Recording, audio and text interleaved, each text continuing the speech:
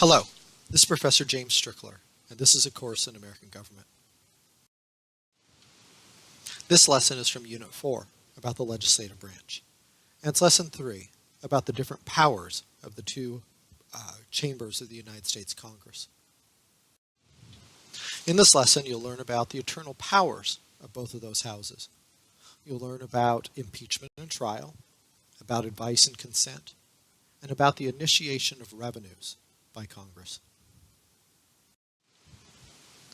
As we discuss the internal powers of the two houses of Congress, we're going to approach it three different ways. The first is to talk about how the two houses choose their officers. The United States Constitution says that the Senate will choose its own officers, including the position of President pro tempore. Now, we'll discuss who these officers are in a later lesson. The United States Constitution also says that the House of Representatives will choose its own officers, including a speaker. Now, who the speaker is and what the speaker does, again, we will discuss in a later lesson.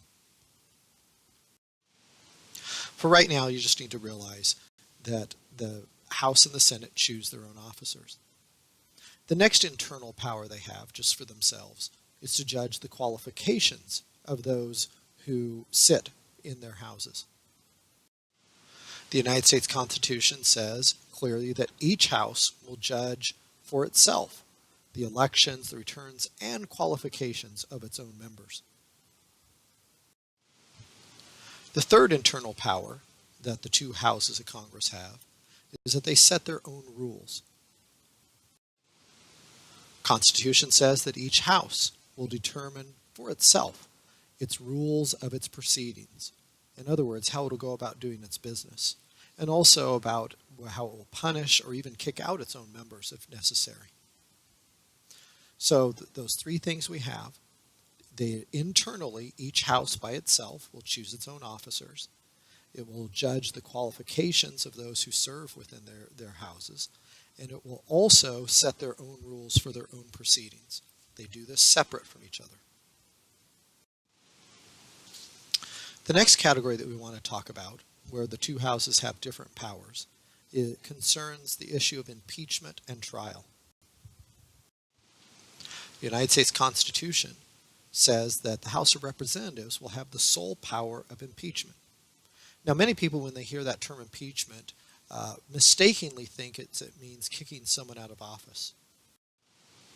In fact, what impeachment means is leveling of an accusation against someone claiming that they have committed some sort of act, probably a crime, that's serious enough that they should be kicked out of whatever office they're in, such as the president being kicked out of office or a member of the Supreme Court being kicked off the court. Once the House has impeached somebody, claimed that they've done something bad enough that they should be kicked out of office, then it's the Senate's job to try the impeachment. In other words, hold a trial concerning the accusation made by the House of Representatives. In that trial by the Senate, acting sort of like a jury of 100 people, determines of whether the offense that the House has claimed that this person committed actually happened, and whether it's serious enough for the person to actually be removed from office. Now, the House has impeached some people during its history. Most often it's been used against judges in the lower courts below the Supreme Court. On one occasion, they impeached a Supreme Court justice, and on a couple occasions, they've impeached presidents.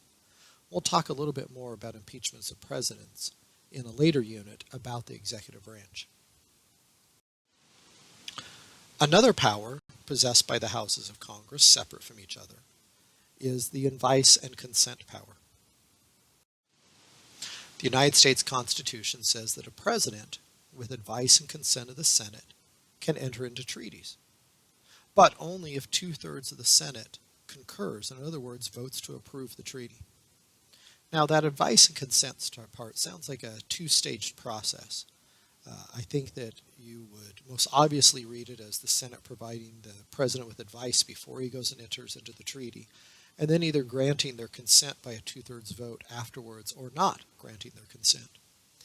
But ever since George Washington was president, presidents have been chosen to interpret that advice and consent clause and the Senate has gone along with them on this, they've interpreted it as meaning that the advice and consent comes after the president has already created the treaty.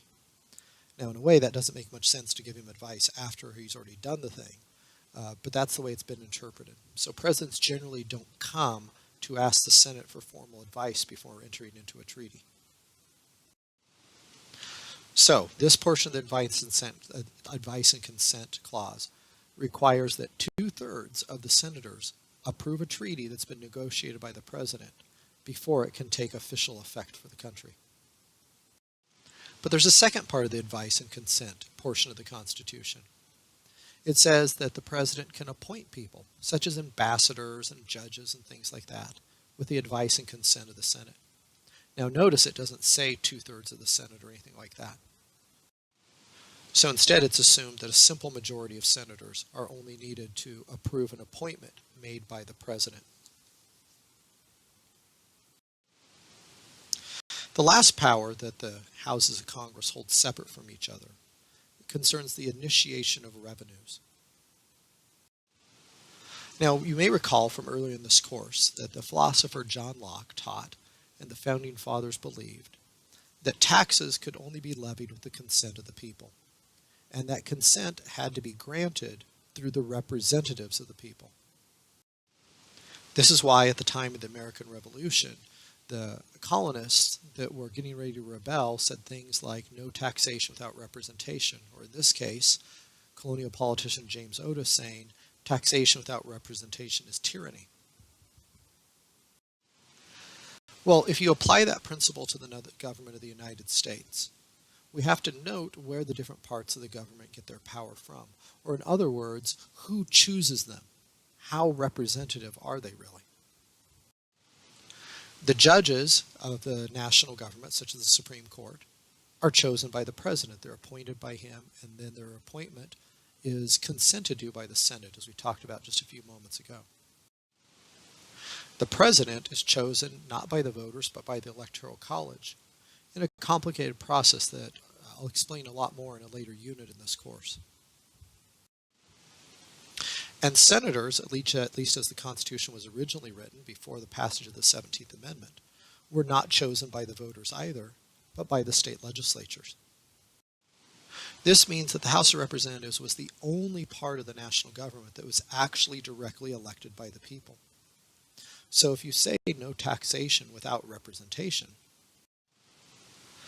the House of Representatives is the only representative part of the government. And for that reason, the United States Constitution, it says that revenue bills, in other words, bills that are going to be taxing to get money from people for the United States government, have to originate in the House.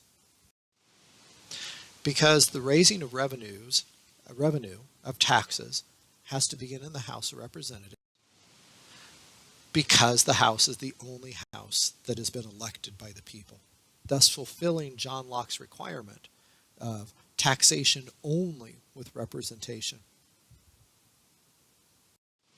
So now let's review what we learned in this lesson about the powers that are held separately and differently by the two houses of Congress. First of all, who chooses the officers in the houses of Congress? Are they elected by the public? Are they picked by the president? Does each house choose its own? Or are they determined by seniority? The correct answer is that each house chooses its own officers. Who judges Congress's elections? Are they judged by the president? Are they judged by the courts? Does each house judge its own? Or does each state judge its own? Again, each house judges its own. So just as on the previous slide, with each house of the Congress deciding its own leaders, each house of the Congress is deciding the correct outcome of its own elections. And then finally, who sets Congress's rules? Are they set in the Constitution? Are they set by laws passed by Congress? Does each house set its own rules, or are they set by the Supreme Court? The correct answer is that each house again sets its own rules. So we have the two houses of Congress choosing their own leaders, judging the qualifications of their own members for themselves, and setting their own rules. What is impeachment? Is impeachment an accusation worthy of removing someone from office? Is it a conviction worthy of removing them? Is it proof of corruption, or is it a failure to perform one's duty? Impeachment is an accusation worthy of removing someone from office, and it's done by the House of Representatives, remember. Trial of impeachment is then done by the Senate. Who must approve treaties? Are treaties approved by a majority of the Senate, a majority of Congress, 2/3 of the Senate, or 3/4 of the House of Representatives? Treaties must be approved by 2/3 of the Senate. And then remember, appointments by the President are approved by a simple majority of the Senate. Then our last review question. Why must the House initiate revenues? In other words, the collecting of money through taxes. Is it because the House controls the President? Because there are not enough votes to do so in the Senate? Because the House taxes and then the Senate spends? Or is it because of the concept of no taxation without representation? The correct answer is that in the American system of government based upon the philosophies of John Locke, it is not legitimate to have taxation without representation. And with the United States Congress being the only elected part of the national government originally, it was the only part that could begin the process of taxing the American people.